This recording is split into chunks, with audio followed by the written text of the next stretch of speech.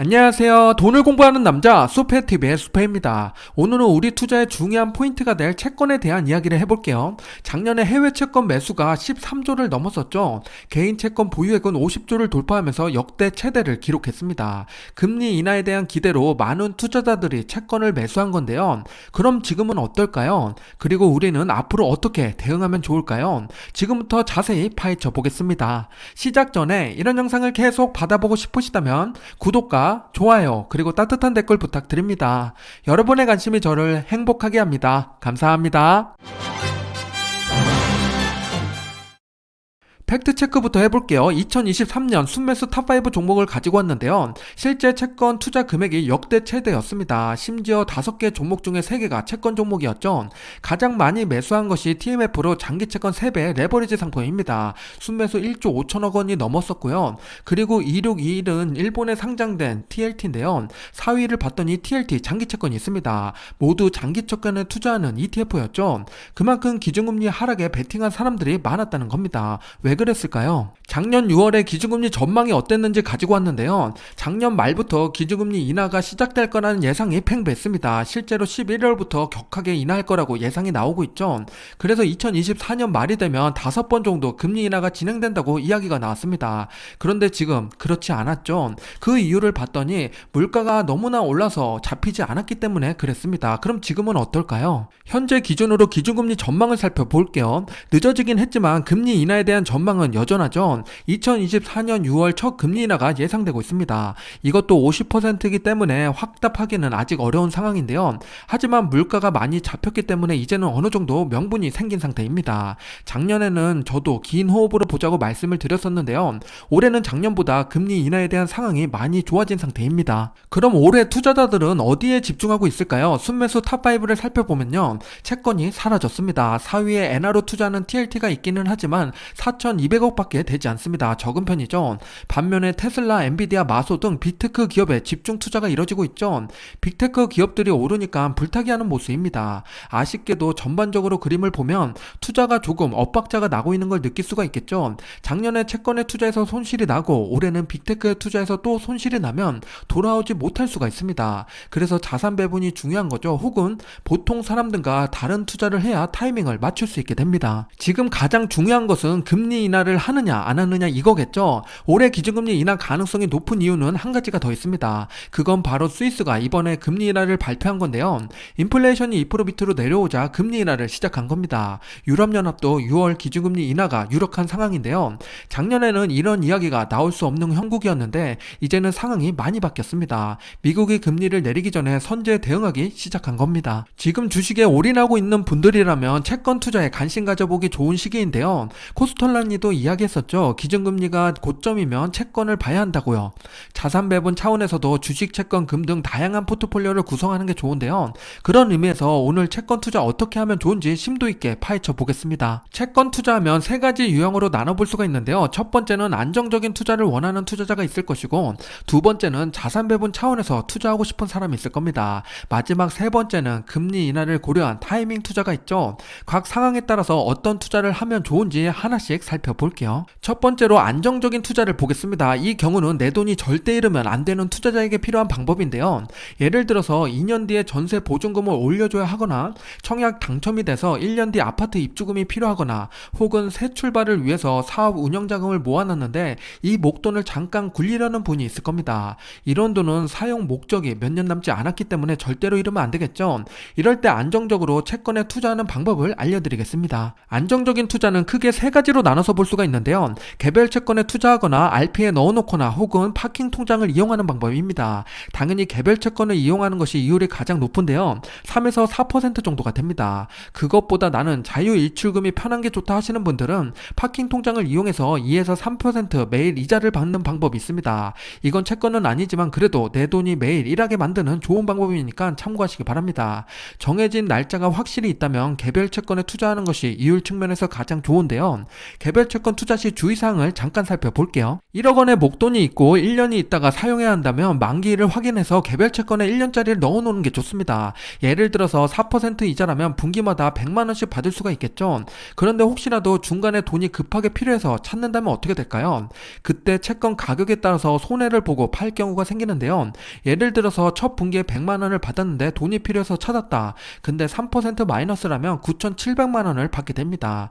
배당금 100만원을 받았지만 200만원 손해를 보는 거죠. 그렇기 때문에 꼭 만기까지 가져갈 수 있을 때 개별 채권에 투자해야 합니다. 반대의 경우 채권 가격이 올라서 4% 이상 수익이 발생된다면 쿨하게 먼저 매도해도 됩니다. 안정적인 투자를 하는 것도 좋지만 주식 투자하시는 분들은 답답하다고 생각할 수가 있는데요. 그럴 경우에는 이렇게 해보는 건 어떨까요? 원금 1억 중에서 9천만원은 채권에 투자하고 나머지 1,000만원을 주식 투자하는 겁니다. 당연히 이러면 안 되니까 돈이 손실나는 그 한계점을 지정해야 되는데요. 채권 9천만원 투자해서 4% 배당을 받으면 360만원을 받을 수가 있습니다. 그럼 주식 투자로 1,000만원을 했을 때 손실을 36%를 허용하면 되겠죠. 이 이상 주식이 떨어지면 무조건 파는 겁니다. 그렇게 되면 적어도 본전이 되는 거죠. 반대로 수익이 크게 난다면 그만큼 추가 수익이 발생되는 구조입니다. 이 정도까지만 운영하시길 바라겠습니다. 절대로 1, 2년 뒤에 꼭 필요한 돈은 주식 투자에 몰빵하면 안 됩니다. 마지막으로 개별 채권에 투자할 때 중요하게 봐야 될 3가지 포인트를 말씀드릴게요. 첫 번째는 신용 등급을 확인해야 됩니다. A등급 이상이면 좋고요. 두 번째는 세후 수익률까지 감안해 봐야 되는데요. 그래야 정확히 내 수익을 알아볼 수가 있습니다. 마지막 세 번째는 만기일인데요. 이게 가장 중요하죠. 돈이 필요한 시기보다 보름 정도 여유 있게 종목을 선택하시기 바랍니다. 채권 매수 관련해서 자세한 정보는 채권 투자 무작정 따라기 329페이지 보시면 자세히 있으니까 참고하시기 바랍니다. 두 번째로 자산 배분 투자 유형을 살펴볼게요. 경제 위기를 대비한 투자를 원하거나 주가 하락에 대한 해지가 필요하거나 IRP 안전자산 30%를 채워야 되는 분들이 보시면 좋습니다. 아마 대부분의 투자자가 여기에 해당이 될 것 같은데요. 어떻게 투자하면 좋을지 자세히 살펴보겠습니다. 자산 배분은 각자 투자 성향에 따라서 다를 수가 있는데요. 모르겠다 하시는 분들은 제 기준을 보고서 여기서 확장해 보시기 바랍니다. 성장과 배당에 40%씩 넣고 채권과 금에 10%씩 채우는 방식입니다. 여기서 채권이 10% 해당이 되죠. 이 부분에 어떤 종목을 투자할까 고민하는 겁니다. 한국과 미국으로 나눠서 보면요. 단기 채권부터 종합 채권까지 다양하게 있는데요. 일반 투자자가 쉽게 접근하기 좋은 것은 종합 채권입니다. 국내 투자부터 살펴볼게요. 국내 종합 채권 탑5를 보면 다음과 같습니다. 자산 규모를 보면 누가 뭐래도 코덱스 종합 채권이 가장 높죠. 가로 안에 있는 것은 신용 등급인데요. A 이상이면 좋은데 5개 모두 다 합격점입니다. 총 보수를 보면 KB스타가 0.012%로 가장 저렴한데요. 자산 규모 1조 넘으니까 두 가지 측면에서 KB스타가 괜찮습니다. 그런데 우리는 총 보수 말고 기타 비용이랑 매매 중개 수수료도 확인해 봐야겠죠.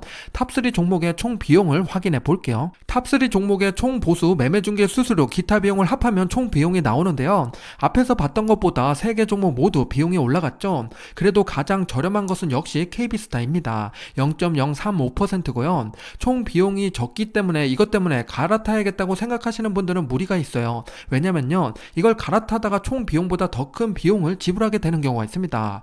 이 단가 하나하나 차이가 비용보다 더 클 수 있으니까 참고하시고요. 처음 투자하시는 분들은 이 비용을 고려하시면 좋습니다. 다음으로 IRP 투자 시에 안전자산 30%에 해당되는 부분을 체크해 보겠습니다. 우리가 IRP로 투자할 수 있는 종목은 연금저축보다 더 다양하죠. 오늘은 채권 투자를 확인하기 위해서 채권 ETF를 볼 건데요. 채권에만 투자하면 왠지 아쉬우니까 대표적인 혼합채권 3가지를 보겠습니다. 첫 번째는 아리랑 고배당주 채권 혼합입니다. 국채와 함께 투자하는 국내 배당주인데요. 대표적인 종목으로 하나금융, KB금융 등 은행주가 많이 포진되어 있고요. 우리가 알고 있는 국내 대표 고배당 ETF가 있죠. 아리랑 고배당 ETF를 그대로 가져왔다고 생각하시면 됩니다. 채권과 함께 국내 배당주 40%를 담고 있는 상품입니다. 두 번째는 나스닥 채권 혼합 상품인데요. 나스닥에 30% 정도 포진되어 있는 상품으로서 100개의 기업의 시가총액에 맞게 분포되어 있습니다. 요즘 애플보다 마소의 시총이 높기 때문에 비중 또한 높게 표시되고 있죠.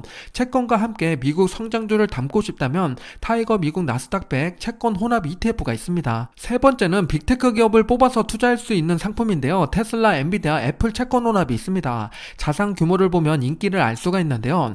역시 테슬라가 1138억 원으로 자산 규모가 가장 높죠. 그 다음으로는 요즘 대세인 엔비디아가 1042억 원으로 2등을 차지하고 있습니다. 애플은 114억 원으로 자산 규모가 적어서 투자하기 꺼려지는데요. 투자에 참고하시기 바랍니다. 지금까지 IRP 투자로 꼭 넣어야 되는 안전자산 30%를 채우는 방법 3가지를 말씀을 드렸는데요.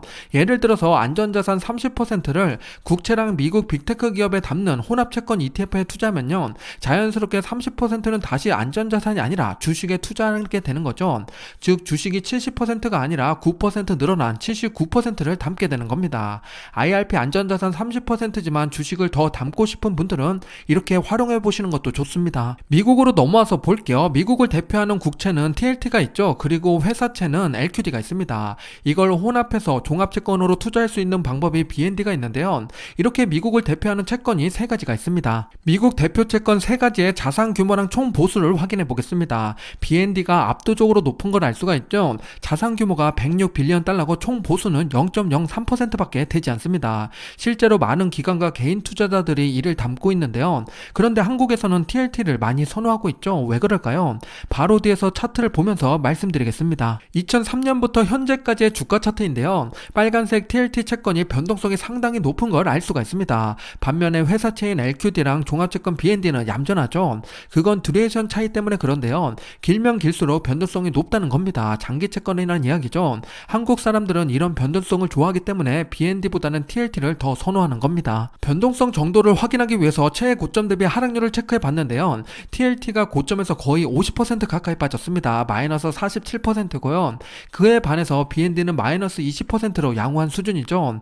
반등을 한다면 당연히 TLT가 더 크게 올라갈 수 있지만 그만큼 하락도 견뎌야 한다는 단점이 있으니까 참고하시기 바랍니다. 지금까지 한국과 미국 채권을 함께 말씀드렸는데요. 둘 중에 하나를 고르라면 어디를 선택해야 될까요? G7과 한국의 신용 등급을 확인해보면 답이 나옵니다. 미국과 독일에 비해서는 한국이 등급이 낮죠. 다행인 것은 일본보다는 높게 측정되고 있습니다. 안정성을 보고 투자하는 채권이니까 국가 등급이 높은 것을 저는 선호합니다. 마지막 3번째로 타이밍 투자를 살펴볼게요. 금리 인하에 따른 채권 시세 차익을 투자하고 싶거나 경제 위기를 대비한 채권 레버리지 투자를 하고 싶다, 혹은 고금리 시대에 채권 커버드 콜로 배당을 두둑히 받고 싶다 하시는 분들은 지금부터 잘 봐주시기 바랍니다. 채권은 보통 주식과 반대로 움직이는 성향이 강한데요. 최근 유독 다르게 움직여서 신뢰가 많이 내려온 상태입니다. 그래도 장기적으로 보면 100년 가까운 역사에서 반대로 움직였던 경향이 컸죠. 그 말은 앞으로도 그럴 가능성이 높다는 이야기가 됩니다. 실제로 기준금리 인하 시기에 주식과 채권이 어떻게 움직였는지 자세히 파헤쳐 볼게요. 1990년부터 지금까지 기준금리 추이를 살펴보면요, 크게 3번의 금리 인하가 있었습니다.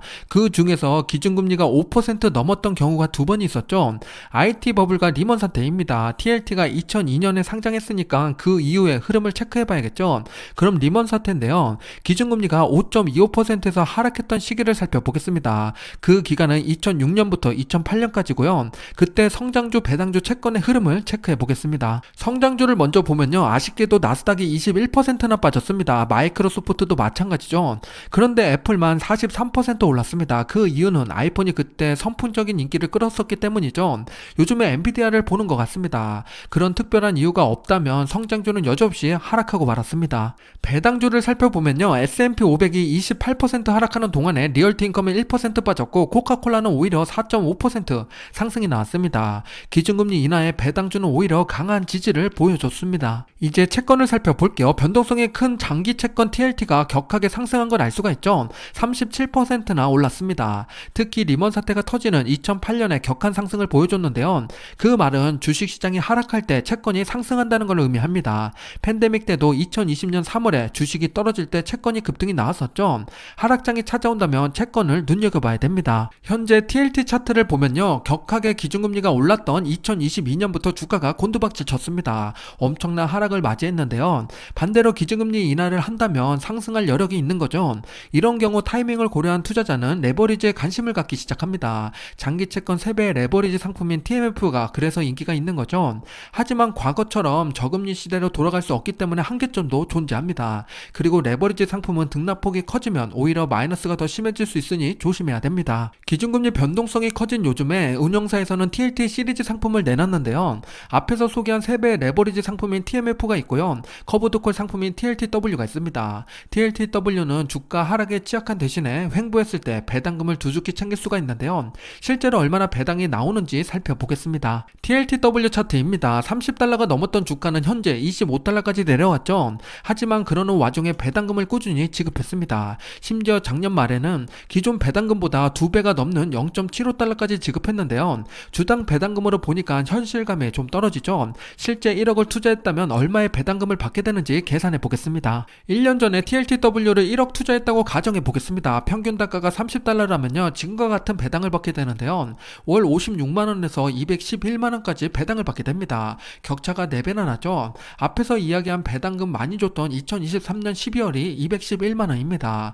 그래서 1년을 다 더해보면요. 1334만원을 받게 되는 건데요. 배당률로 환산해 보면은 13%가 넘습니다. 그런데 주가는 얼마나 빠졌을까요? 주가는 14% 하락했는데요. 이거를 플러스 마이너스 해보면 마이너스 1% 손해죠. 그런데 TLT에 투자한 것보다는 더 괜찮은 선택이 됩니다. 이렇게 바닥에서 횡보하면 TLTW가 더 괜찮은 선택이 되는 거고요. 이게 아니라 앞으로 금리가 떨어진다 그러면 당연히 TLT는 올라가겠죠. 시세 차익을 선택한다면 TLTW가 아니라 TLT를 선택해야 되는 겁니다. 추가로 국내 상장된 TLT 관련된 ETF를 말씀드려 볼게요. 원조 TLT에 해당되는 건 국내 상장된 버전으로 에이스 미국 30년 국채 액티브가 있습니다. 바로 앞에서 봤던 커브드콜 상품 TLTW는요. 소울 미국 30년 국채 커브드콜이 있고요. 이번에 새로 나온 상품이 신기한 게 있는데요. 타이거 미국 30년 국채 프리미엄 액티브는 TLT랑 TLTW를 합쳐놓은 겁니다. 비율은 7대3인데요. 이게 요즘 인기가 많죠. 그러면 소울 미국 30년 국채 커브드콜과 배당금 차이가 얼마나 나는지 확인해 보겠습니다.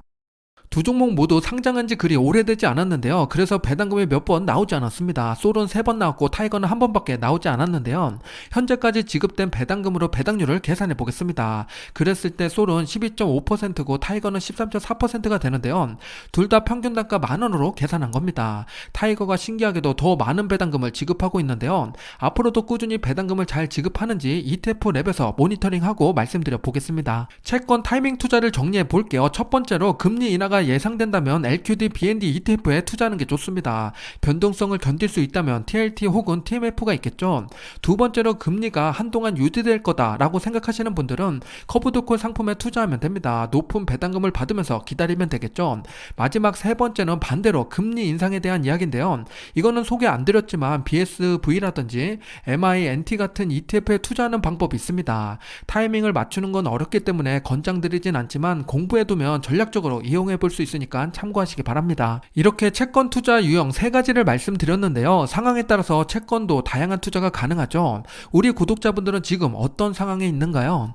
여기서 조심해야 될 것은 안정적인 투자를 해야 되는 사람인데 위험을 무릅쓰고 타이밍 투자를 하면 안 되겠죠. 그 어느 것보다도 나를 돌아보고 내 상황을 정확히 파악하는 것이 가장 중요합니다. 코스톨라니의 달걀 이론을 보면 금리 고점에서는 채권에 투자하라는 이야기가 나오는데요. 실제로 잘 맞는 이론입니다. 채권 공부를 해보고 싶은 분들은 채권 투자 무작정 따라하기를 읽어보세요. 도움이 될 겁니다. 오늘 내용도 그 책에서 많이 가지고 왔고요. 마지막으로 한 가지 더 중요한 사실을 말씀드리고 마무리 짓겠습니다. 금리 인하는 생각보다 짧은 시간에 이뤄지게 됩니다. 과거 사례를 보면 격한 금리 인하가 대부분이었죠. 그렇기 때문에 보고 대응하는 것이 아니라 미리 준비하는 것이 중요합니다. 그래서 자산 배분이나 채권 투자를 먼저 해야 되는 거죠. 현명한 투자에 오늘 영상이 도움되셨기를 바랍니다. 여러분의 투자에 도움이 되셨나요? 구독과 좋아요 부탁드립니다. 오늘도 성공 투자하세요.